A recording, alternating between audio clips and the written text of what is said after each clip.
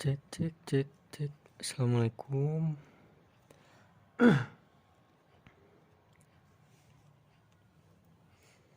Baru 25 orang nih yang masuk ya. Coba dipanggil lagi teman-teman yang lainnya.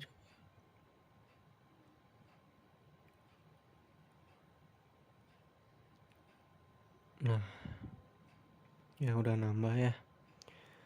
Ya udah saya mulai aja. Baik. Bismillahirrahmanirrahim.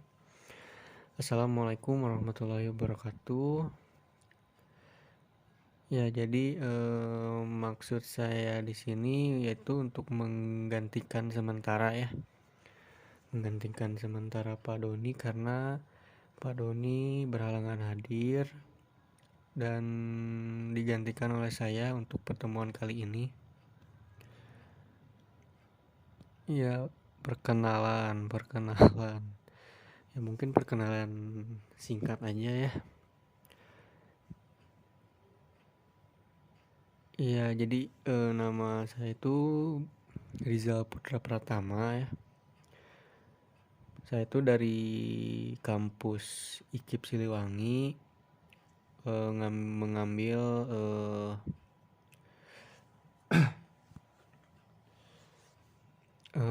mengambil prodi Pendidikan Bahasa dan Sastra Indonesia. Nah, kalau saya rumah di deket sih, di Cimahi, Cijerah ya.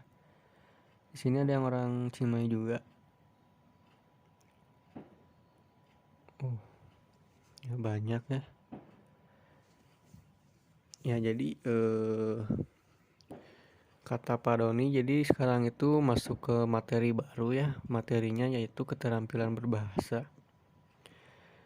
Nah, jadi sekarang itu saya akan memperkenalkan terlebih dahulu ya. Apa sih keterampilan berbahasa itu? Nah, pasti kalian juga masih awam gitu mendengar kata keterampilan berbahasa apa sih itu teh. Ya, jadi belajar sama saya mah santai ya, santai aja weh sama saya mah. Kalau sama Pak Doni emang gimana? Tegang. Ya jadi sama saya mah santai aja, yang penting materinya tersampaikan dan kalian juga ngerti ya. Kecuali yang tidak menyimak gitu. Nah, saya langsung saja mungkin ya. Jadi di sini bukan PowerPoint atau apa. Ini YouTube ya. Saya ngambil dari YouTube saya sendiri. Ini tuh simulasi pembelajaran keterampilan berbahasa. Nah, jadi langsung saja.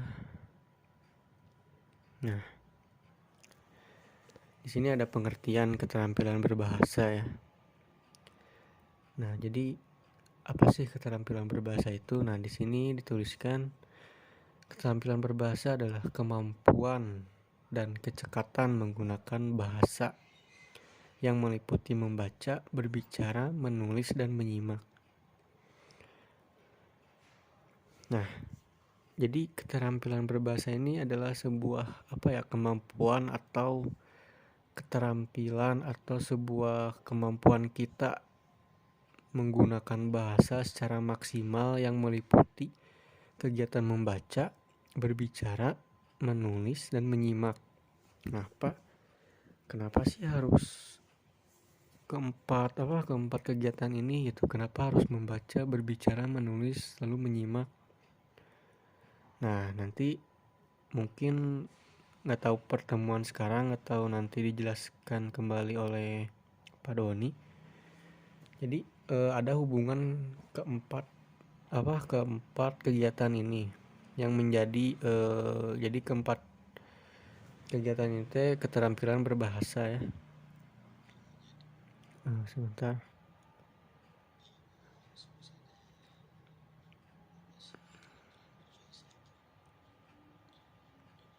Nah, ini seperti yang tadi sudah dijelaskan. Jadi keterampilan berbahasa itu ada 4 nih, yaitu kegiatan menyimak, kedua berbicara, ketiga membaca, keempat menulis. Nah, jadi singkatnya gitu, apabila kalian telah menguasai keempat kegiatan ini, kegiatan menyimak, berbicara, membaca, dan menulis, nah kalian otomatis akan lebih mudah gitu dalam menjalani kehidupan sehari-hari. Contohnya saja dalam berbicara ya, saya ambil contoh berbicara saja. Nah, contohnya jika kita sudah pasif atau udah lancar gitu berbicara, terutama di depan umum ya atau di depan orang lain. Nah, efek yang dapat kita rasakan itu ya kita dapat mudah gitu berkomunikasi dengan orang lain, dan itu juga jika kita eh ya mangga ya apabila kita mudah atau lancar berkomunikasi dengan orang lain, ya tentu saja kita dapat mudah gitu mendapatkan apa yang kita inginkan. Contohnya seperti kita ingin mendapatkan suatu pekerjaan yang mengharuskan kita untuk berbicara dengan pasif gitu. Contohnya seperti ya guru seperti saya juga, dan saya juga ini masih tahap belajar gitu ya. Kita sama-sama belajar gitu. Dan selain guru juga banyak sekali kegiatan atau pekerjaan yang mengharuskan kita untuk berani berbicara di depan umum gitu.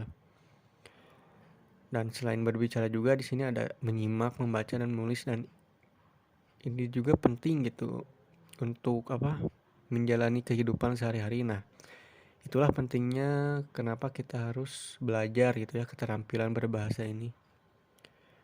Kita langsung ke next.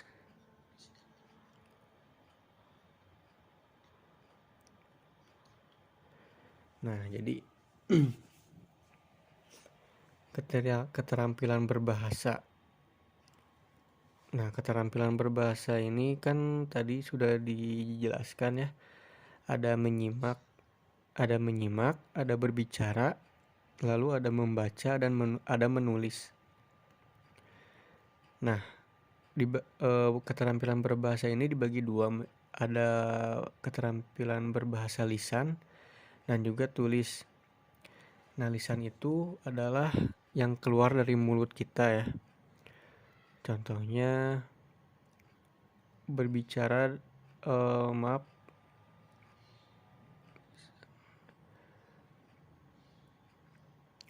Nah, yang selanjutnya ini ada keterampilan berbahasa itu dibagi menjadi dua ya.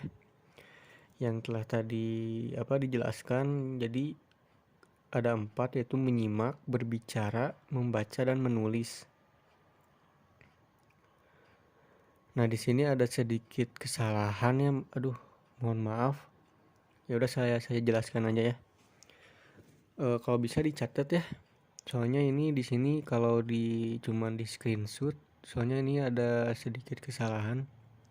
Jadi ditulis aja bagian ininya. Nah, jadi keterampilan berbahasa ini ada dua ya.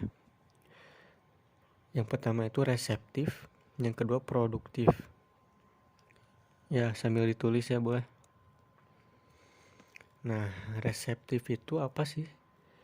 Nah, reseptif itu adalah kegiatan yang menerima atau memahami pesan informasi yang disampaikan. Contohnya apa? Contohnya menyimak.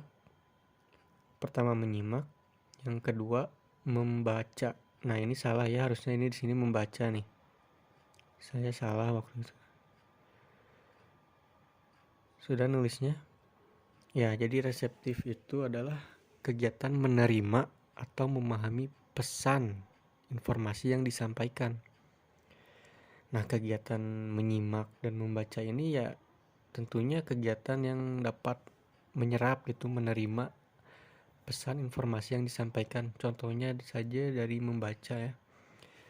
Ya, tentu saja tujuan kita membaca sebuah buku tentunya untuk memahami pesan atau ya menerima informasi dari buku yang kita baca gitu ya. Nah, lalu yang kedua ini ada produk. Cek. Ya maaf ya, tadi saya tiba-tiba keluar dari meeting Zoom. mungkin sinyalnya ya, mohon maaf. Ini udah pada masuk lagi udah ya. Tadi tuh sampai produktif ya. Nah tadi jadi reseptif itu ya kegiatan yang menerima atau memahami pesan informasi yang disampaikan ya. Contohnya kegiatan menyimak dan membaca. Nah ini harusnya membaca ya. Nah lalu ada produktif. Kegiatan produktif ini yaitu kegiatan yang menghasilkan pesan atau informasi. Contohnya yaitu berbicara dan menulis. Kenapa berbicara dan menulis? Ya contohnya seperti kita berbicara seperti yang telah tadi saya jelaskan ya, berbicara di depan umum atau ya seperti berbicara atau ceramah, itu banyak ya jenis-jenis berbicara. Nah itu tujuannya untuk apa? Untuk menghasilkan pesan atau informasi untuk si pendengar atau audiens atau audiens untuk memahami pesan yang diinformasikan oleh yang berbicara atau kita gitu. Nah jadi tadi telah disampaikan ya bahwa kegiatan menyimak, berbicara, menulis, dan membaca ini memiliki satu kekaitan yang membentuk keterampilan berbahasa ini gitu. Dan apabila kita berhasil menguasai keempat dari keterampilan berbahasa ini, tentu saja kita dapat menjalani kehidupan dengan lebih mudah gitu ya. Oke, kita lanjut. Nah, berarti bisa disimpulkan jika yang bersifat reseptif itu. Nah, seperti yang tadi dijelaskan ya, reseptif. Jadi kegiatan reseptif itu menerima informasi dan pesan. Contohnya tuh kegiatan membaca dan menyimak ya, menerima informasi atau pesan dari produktif. Nah produktif itu apa ya? Tadi kegiatan yang menghasilkan informasi atau pesan untuk para penyimak atau pembaca atau disebut reseptif. Nah jadi di sini sudah kebayang ya keterkaitan antara keempat keterampilan berbahasa itu, hubungan antara membaca, tulisan, menulis, menyimak dan berbicara ya, itu sudah terbayang mungkin ya. Dan materinya cukup sampai di sini. Nah jadi kesimpulannya mungkin keterampilan berbahasa itu penting untuk kita kuasai. Nah keempat keterampilan berbahasa yaitu membaca, menulis, menyimak, dan berbicara. Nah apabila kita berhasil menguasai keempat dari keterampilan berbahasa ini ya, tentu kita akan mendapatkan sesuatu dengan lebih mudah gitu ya. Ya contohnya tadi sudah dijelaskan ya, apabila kita berhasil menguasai satu saja kegiatan berbicara, kita secara pasif berbicara di depan umum atau berbicara di depan orang lain ya, tentu kita akan lebih mudah memberikan informasi atau berkomunikasi dengan orang lain. Dan apabila kita sudah mudah untuk berkomunikasi dengan orang lain, ya kita juga akan lebih mudah untuk mendapatkan sesuatu yang kita inginkan. Dan contoh yang lain mungkin kegiatan membaca. Nah, ketingkatan membaca itu mungkin ntar akan dijelaskan lebih jelas ya secara rincinya satu persatu oleh Pak Doni. Saya ini hanya memperkenalkan saja. Nah untuk membaca juga sangat penting gitu. Setiap umur manusia itu mungkin dari balita ya. Balita kalian udah bisa baca belum ya? Mungkin dari SD ya. Dari SD cara kita membaca gitu akan beda tentunya dengan murid atau siswa yang sudah SMP, SMA mungkin, atau mahasiswa ya. Nah, semakin matang umur kita akan semakin semakin serius juga kita dalam membaca gitu. Tidak hanya sekedar membaca, namun kita juga harus menyerap gitu inti-inti dari bacaan yang kita baca. Mungkin sekian saja mungkin ya pertemuan kali ini. Yang tidak hadir mungkin absensi boleh ditulis saja, yang tidak hadir alasannya apa. Ya sama-sama ya. Minggu depan mungkin Pak Doni lagi ya. Saya cuman hari ini aja, cuman memperkenalkan ini materi baru ya. Ya mungkin sekian ya dari saya. Mohon maaf bila banyak kekurangan gitu, banyak kekurangan, dan saya juga masih belajar. Mungkin ya pokoknya mohon maaf lah atas jika ada kata-kata saya yang kurang berkenan di hati teman-teman, dan juga terdapat bahasa saya yang kurang enak didengar gitu. Mohon maaf dan terima kasih kepada yang sudah menyimak.